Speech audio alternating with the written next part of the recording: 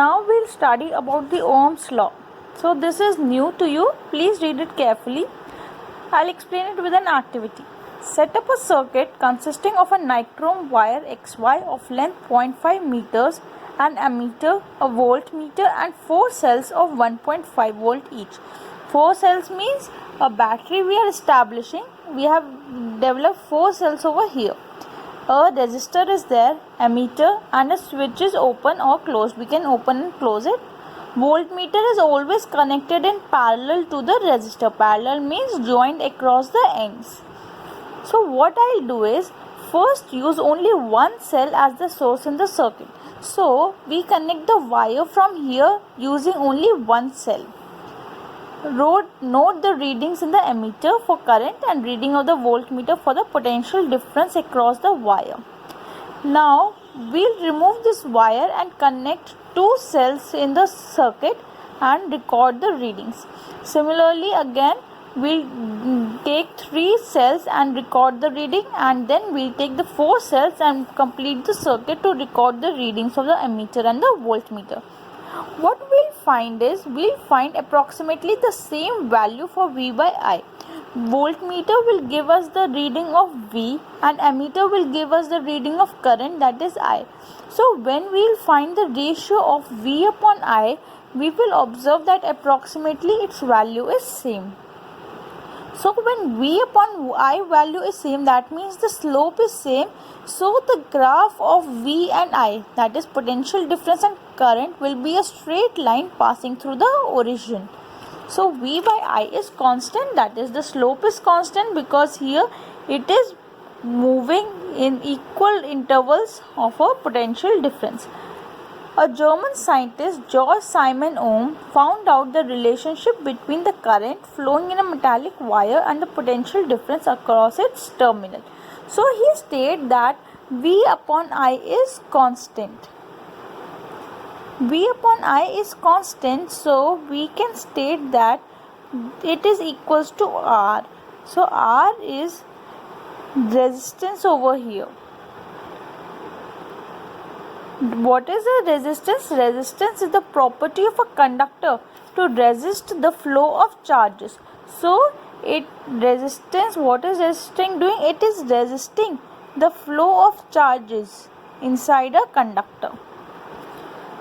Flow of charges. So if I cross multiply here, it becomes V is equals to IR.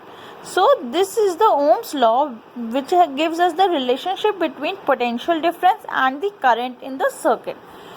So here R is a constant for a given metallic wire at a given temperature and is called resistance, which is the property of a conductor to resist the flow of charges through it.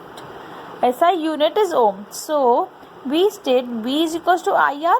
So the V unit is volts, I current is ampere and resistance unit is ohm. So V is equals to IR according to the Ohm's law. I can also state that resistance is equals to V by I. Resistance is 1 ohm, volt 1 volt and 1 ampere. So 1 ohm can be defined as, if the potential difference across the ends of a conductor is 1 volt and the current is flowing of 1 ampere, then the resistance R is 1 ohms. Also I is equals to V by R. From formula V is equals to IR, I can also deduce the formula for current. I is equals to V by R, which is 1 volt upon 1 ohm. So here from this equation I can say that current is inversely proportional to resistance.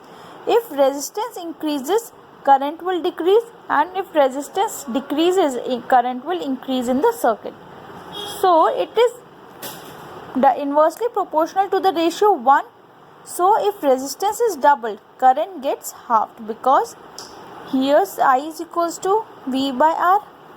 If current gets, resistance becomes 2R. So I will become I dash will become I by 2. So the current gets halved.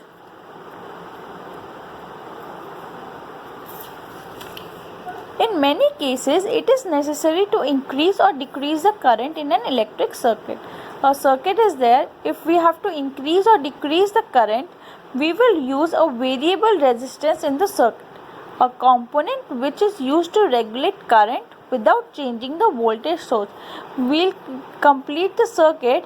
We'll not change any settings in the circuit, neither the current nor the voltage. We'll just regulate the current, and by using what we'll do is we'll use a variable resistance in the circuit. Variable resistance circuit. In an electric circuit, a device called rheostat is often used to change the resistance. So how can we change the resistance? By using a variable resistance in the circuit, that is known as rheostat. An activity is there. Take a nichrome wire, a torch bulb and a 10-volt bulb and an ammeter, a plug key and some connecting wires. Set up the circuit by connecting 4 dry cells of 1.5 volt each in series. In series means they are joined end to end with ammeter leaving a gap of XY in the circuit. See, the circuit over is here. We have left a gap XY in this circuit. 4 cells are attached. Ammeter is there, a switch is there, and the current is flowing in this direction from positive to negative, so the current will flow in this direction. A nichrome wire is there and a 10-volt bulb is there. 10-watt bulb is there. W is for watt. Complete the circuit by connecting the nichrome wire in the gap XY. So first what I'll do is I'll connect this nichrome wire in the gap XY. Plug the key. Note the ammeter reading. So the current is to be measured. Now replace the nichrome wire with torch bulb, the 10-watt bulb, and find the current through it by measuring the reading. Repeat the 10-volt bulb in gap XY. So what I'll do is I'll include different devices over here in this gap and observe the ammeter readings or the current readings.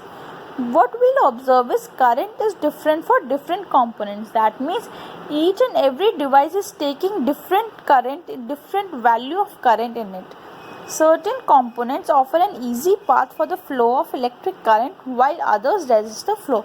So किसी devices में तो आराम से current flow होगा, कुछ devices उस current को resist करते हैं, उसको फ्लो ऑफ चार्जेस को अलाउ ही नहीं करते हैं अपने थ्रू में जाने में. That is only the purpose of a conductor and an insulator.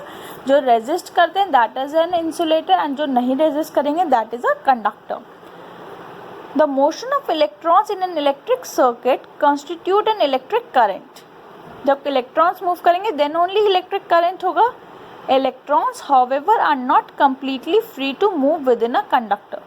They are restrained by the attraction of the atoms. कोई भी एक solid है. The atoms are attracted. They are combined, packly combined. Thus, the motion of electrons through a conductor is retarded by its resistance. So, the particles cannot move freely.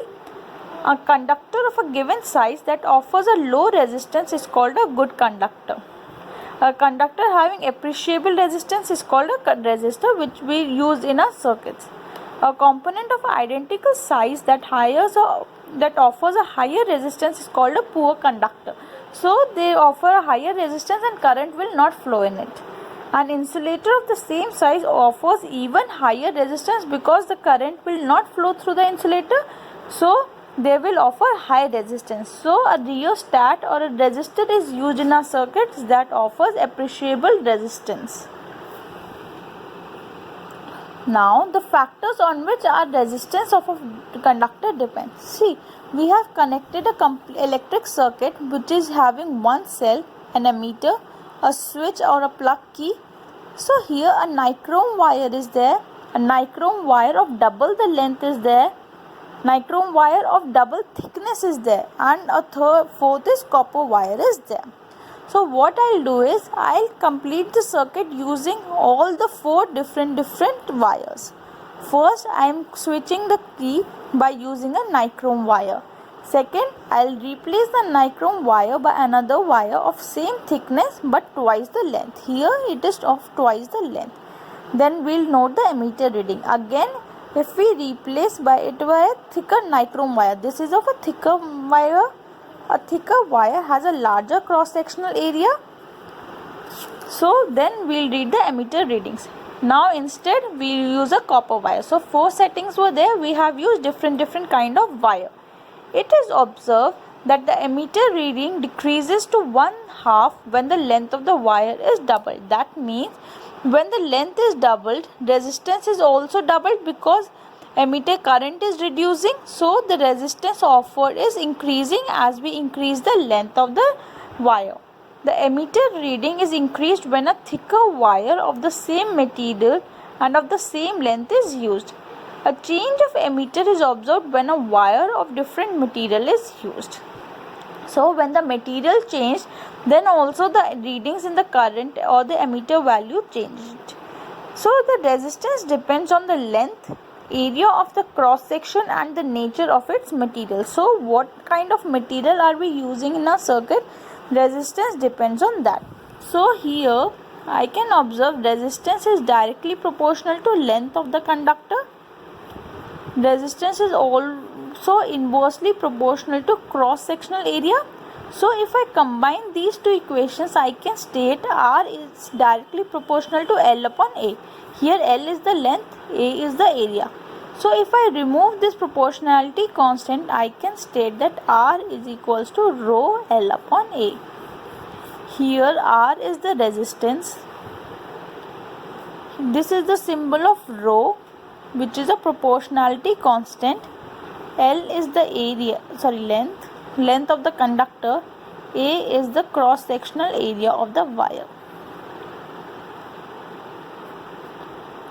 So rho is a constant of proportionality and is called electrical resistivity of the material of the conductor. How much resistance is applied by the wire to resist the flow of electrons is called the rho, or constant of proportionality. Its unit is ohm meters. It is a characteristic property of the material, that is the physical property of a material. Whatever material we are using, electrical resistivity is different for all the metals.